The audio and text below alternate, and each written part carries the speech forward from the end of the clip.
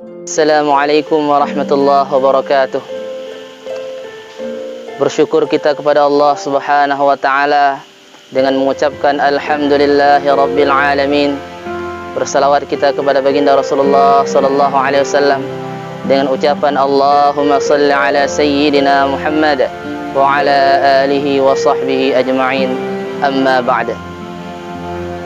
Saudara-saudara yang dimuliakan Allah Subhanahu wa taala, pada kesempatan ini Al-Faqir Abu Muda Muhammad Wali bin Jazuli selaku pimpinan pondok atau Adayah Raudhatus Sa'adah Simpang Le, Kuala Bau, Klut Utara, Aceh Selatan ingin menyampaikan bahawa pondok kita ini sudah dibuka kembali menerima santri putri dan putra.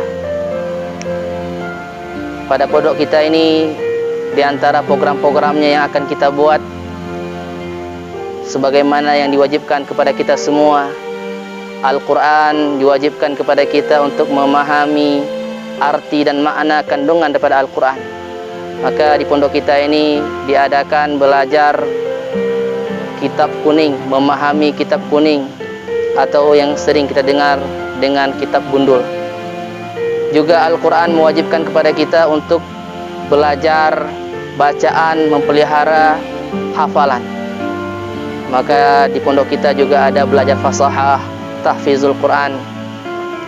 Yang berikutnya, Al-Quran juga memerintahkan kepada kita, setelah kita mempelajari bacaannya, kita memahami maknanya, maka dianjurkan kepada kita untuk mendakwahkan isi kandungan daripada Al-Quran. Maka di pondok kita juga ada belajar berpidato dan belajar bercakap, berbicara dengan bahasa Arab.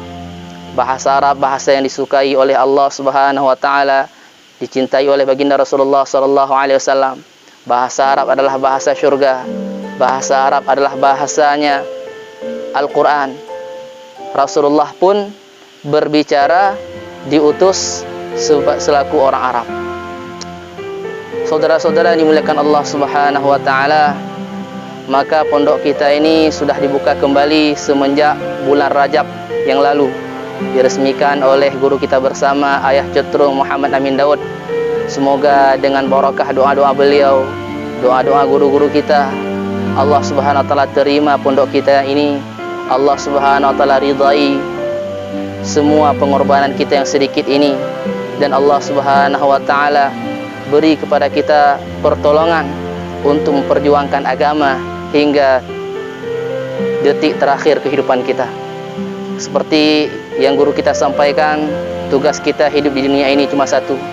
Bagaimana seluruh kehidupan kita habiskan, kita korbankan untuk agama. Mungkin hanya ini yang dapat saya sampaikan pada kesempatan yang berbahagia ini.